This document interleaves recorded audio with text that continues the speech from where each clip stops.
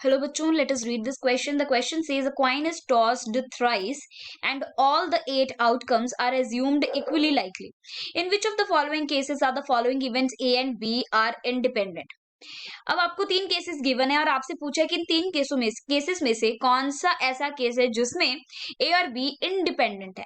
First case क्या है? A is equals to the first throw results in head, B is equals to the last throw results in head. Second case is A is equals to the number of heads is odd, B is equals to the number of tails is odd. Third case is A is equals to the number of heads is 2, B is the last throw results in head. सबसे पहले let us talk about the key concept. So यहाँ पर आप clearly देख सकते हैं आपसे basically पूछा क्या है, चेक करो ए और बी इंडिपेंडेंट इवेंट्स हैं या नहीं है. सो कोई भी दो इवेंट्स इंडिपेंडेंट इवेंट्स कब होते हैं? जब आपके पास probability of A into probability of B किसके इक्वल आ जाए? Probability of A intersection B के इक्वल आ जाए. तो आपके पास वो दोनों इवेंट्स क्या होते हैं? इंडिपेंडेंट इवेंट्स होते हैं. क्लियर? सो ये आपको पता होना चाहिए, इसको हम यूज करेंगे क्वेश्चन में. अब क्वेश्चन में आ जाइए. सबसे पहले हम फर्स्ट केस सॉल्व करेंगे. सो फर्स्ट केस के लिए आपको अब देखो 3 कॉइन्स को टॉस किया है तो सबसे पहले हम लिख लेते हैं सैंपल स्पेस. तो सैंपल स्पेस हमारे पास क्या होगी? सैंपल स्पेस क्या होती है हमारे पास? टोटल जो हमारे पास पॉसिबल आउटकम्स आती है वो हम लिखते हैं सैंपल स्पेस में.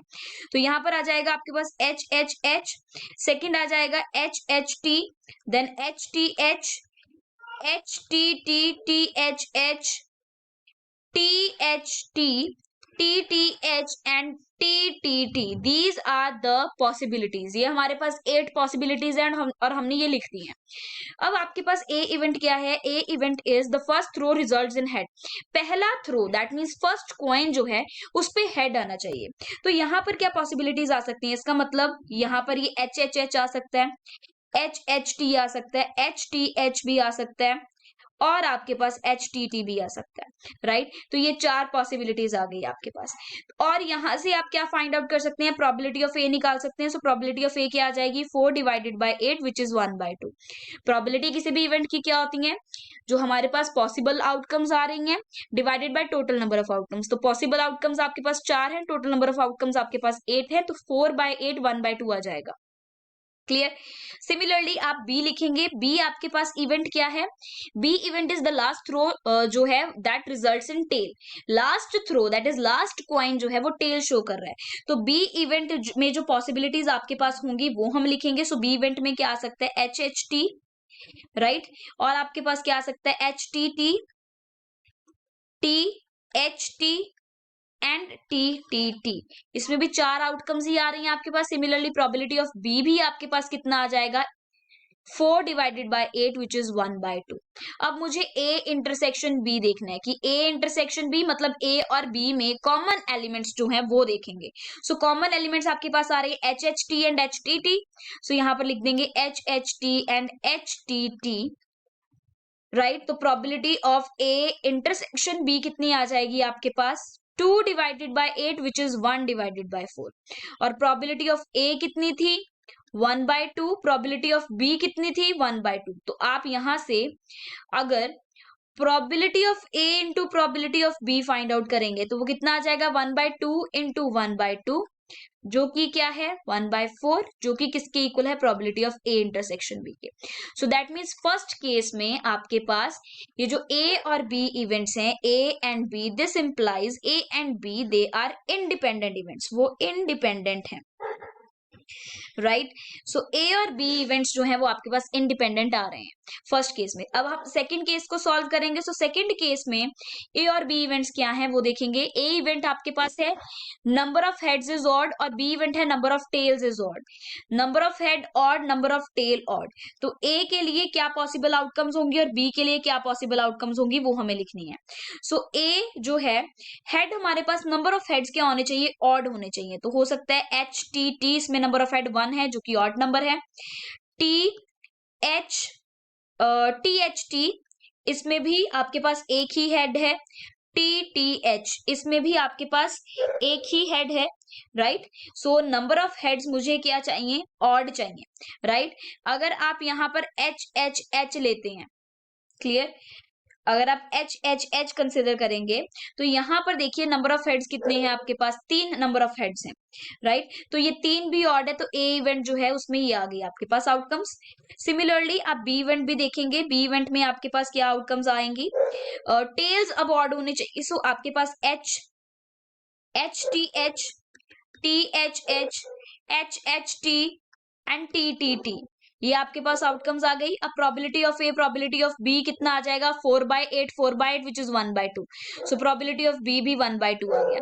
अब मुझे इंटरसेक्शन बी देखना है, सो ए इंटरसेक्शन बी में क्या एलिमेंट्स आ रहे हैं वो देखनी है। सो ए इंटरसेक्शन बी में जो कॉमन एलिमेंट्स होंगे हमें वो देखने हैं, right. So A intersection B में अगर आप ध्यान से देखेंगे तो कोई एलिमेंट कॉमन नहीं है। सो ए इंटरसेक्शन बी जो है आपके पास वो एम्प्टी सेट है। सो यहां पर आ गया एम्प्टी सेट, तो that means probability of A intersection B क्या आ जाएगी, 0। क्लियर।